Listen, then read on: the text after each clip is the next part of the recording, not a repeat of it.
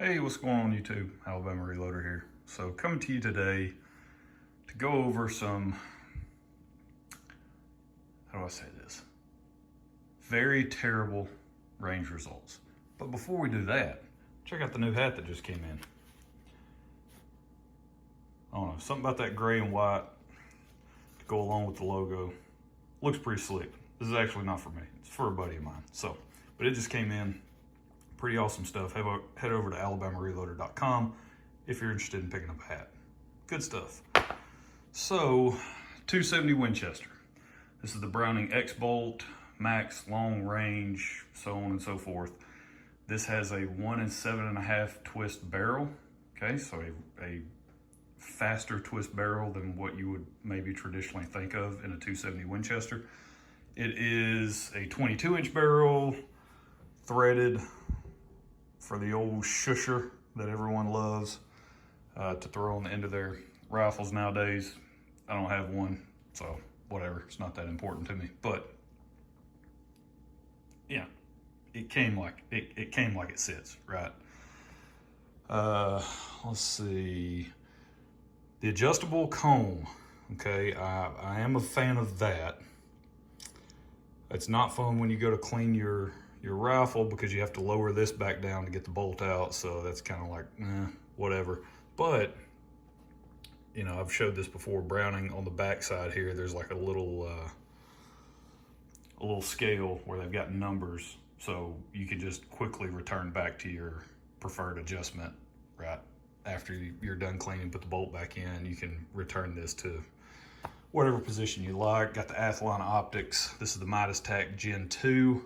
This is the 5 to 25 by 56. This has a 34 millimeter tube. It's got a Warren pick rail, Warren Mountain Tech, I think, scope rings, if I remember right. Overall, this thing is awesome to shoot off the bench, okay? For a hunting rifle, and I put that in air quotes, and that means different things to different people, but for me, a traditional hunting rifle, think of a Winchester Model 70, think of a Remington 700, okay? Picture those in your mind, wood stock, whatever, you can, not the concert, but you know, or a synthetic stock, but the traditional, that's the way I look at it. Hunting rifle, lines of the stock and all that. So shooting with this guy, right? Because it's got the old vertical grip that everybody says you need to shoot long range and all this other stuff, whatever. It's packed with a ton of good features. It is fun to shoot off the bench. We'll see how it handles when we head out in the field, right, to go deer hunting this upcoming season. But it's chambered in 270 Winchester. And I think I'm keeping track of it. So at this point, I've got, I don't know, 150 or so rounds down the barrel. And so I decided I wanted to switch over to try some monolithics. The Barnes 130 grain TSX, the Barnes 129 grain LRX, and the McGuire Ballistics 128 grain Copper Rose hollow point bullet.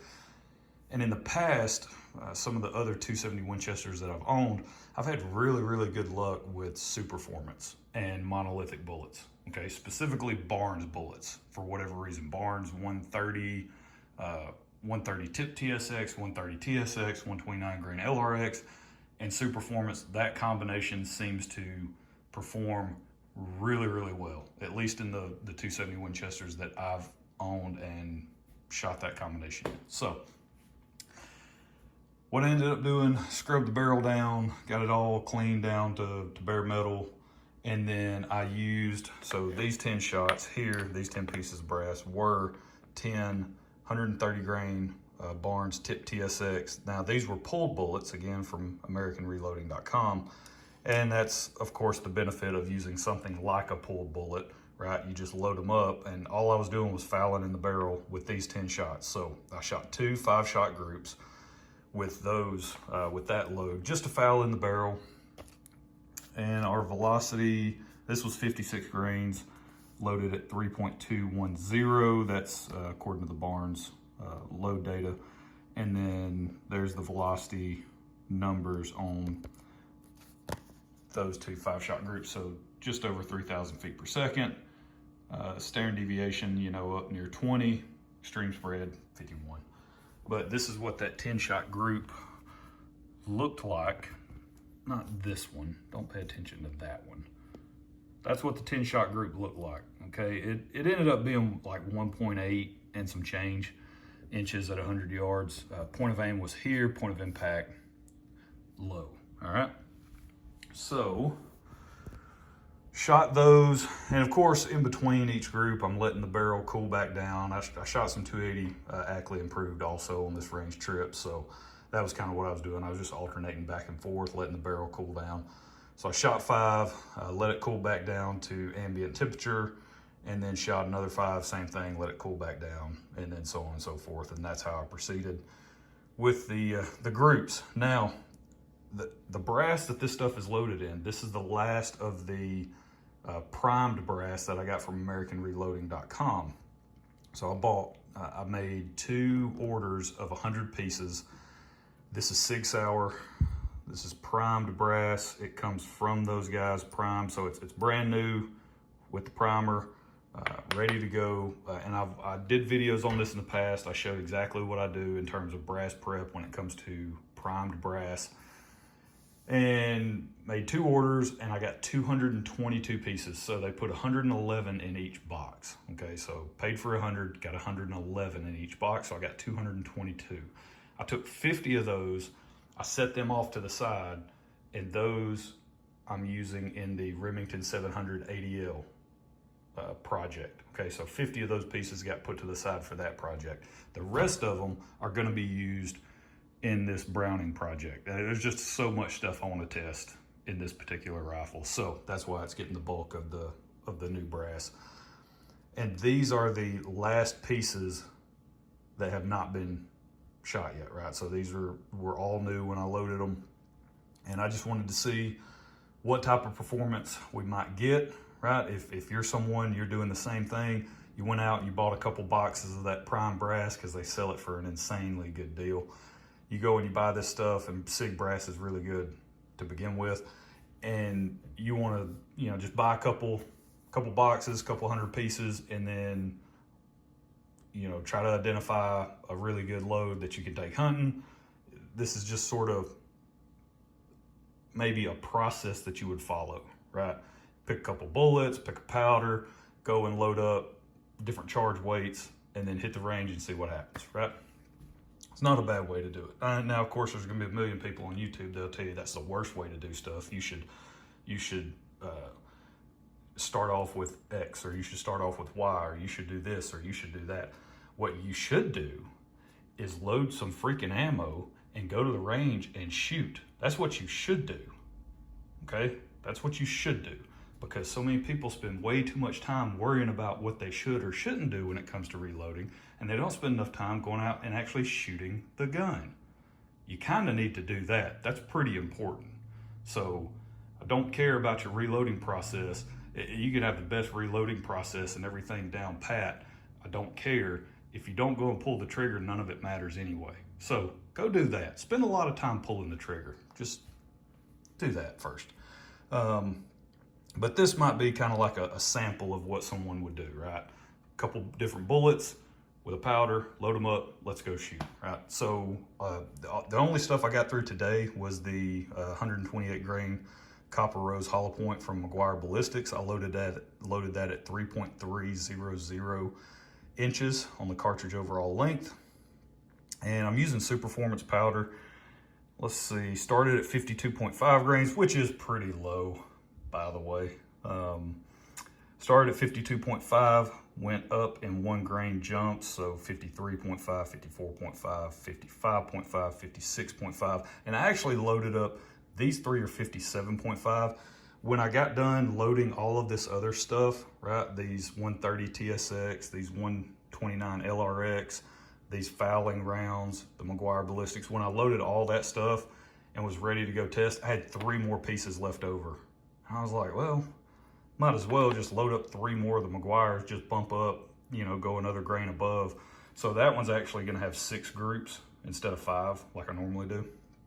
But let's go look at the 5 groups. I'm really interested, I ran out of time, but I'm really interested to see how these next 3 shoot, because I gotta tell you, the first 5 weren't that great. Well, the first group wasn't that bad. It's right here. It came in at like just under 0.9, right? So that's 52.5, 53.5, 54.5, 55.5, 56.5, 1, 2, 3. So yeah, pretty bad. No point in measuring them, but I'll tell you, they're like, the best group was that first one at just under 0.9. And then they range anywhere from like 1 1/4 inches up to 3 inches, right, on the group sizes. Not good. Now, I will say for a 128 grain bullet, the velocity's pretty low, right? We were just now at 3,000 feet per second with the 56.5 grain charge. And you can see our standard deviation numbers and extreme spread, right? Ugly, ugly, all of it's ugly. And then, and of course, these are 3-shot groups, so, you know, someone's gonna point that out. Oh, sample size, blah, blah, blah. Whatever. Go take another statistics course and get back to us. It doesn't matter. Not at the distances I'm hunting and shooting. Doesn't matter, but it is interesting to note that, you know, they're not great. Velocity was kind of, at least the consistency of it, not great. And then all of a sudden the 56.5 grain charge, it was 4 point. I was watching it on the Garmin chronograph, and I'm like, yeah, 4.8. So that's why I'm going to be very interested to test out that 57.5, and then maybe even go beyond. I'm not concerned at all with, this is the 56.5. The primer is still perfectly round, no pressure, signs, concerns, worries, whatever. And I wouldn't expect her to be at 3,000 feet per second with 128 grain bullets. So, out of 270 Winchester. So that's I think the plan with this particular combination is to see how the 57.5 grain charge shoots and maybe load beyond that. I think in the past, I believe I've gone all the way up to 60, maybe over 60 grains if I'm trying to remember now. I think the Barnes manual shows like just over 58 as max, and I think I've gone over 59, I believe. I'm trying to remember, it's been a long time ago. Without issue, and performance was really good. Now, of course, your mileage may vary, and it'll probably blow your gun up, so don't do it. But that's something I think I'm going to see where this 57.5 grain charge lands, and then circle back and probably load beyond that with that particular bullet. So there's the results from the first bullet powder combination test, I guess, on the monolithics. Not great, but, you know, it is what it is. It happens. So really interested to see how the 129 grain LRX does and the 130 TSX. Now, of course, these are pull bullets. Again, just as a reminder, the TSX are pull bullets, but those have shot really well for me in the past, again, with Superformance and other rifles. These are brand new. These are LRX. These are brand new off the shelf bullets. So, all right, that's it. That's where we're gonna leave it. Oh, check that out. That's 5 shots at 100 yards. No, that's 5 shots at like 700 yards. Yeah, you know, I'm just good like that. So that's where we're gonna leave it, because, you know, I got a YouTube channel. I don't know if you guys know that or not, but folks that have a YouTube channel, they're like better than everybody else, supposedly, allegedly. But I'm not, so you can definitely tell we got some real results around here. Load something up and it shoots like hot garbage, but we're gonna keep messing with it. I've got some more of these bullets. We're gonna play around with it, see what happens, and see if we can go above. Because, I mean, again, 3,000 feet per second, 128 grain bullet. I mean, I should be able to safely run over 31 and be perfectly fine with this particular bullet. So we'll see. More to follow on that. But that's it. That's where we're going to leave it. Hope you guys enjoyed it. We'll catch you next time. Y'all have a good one.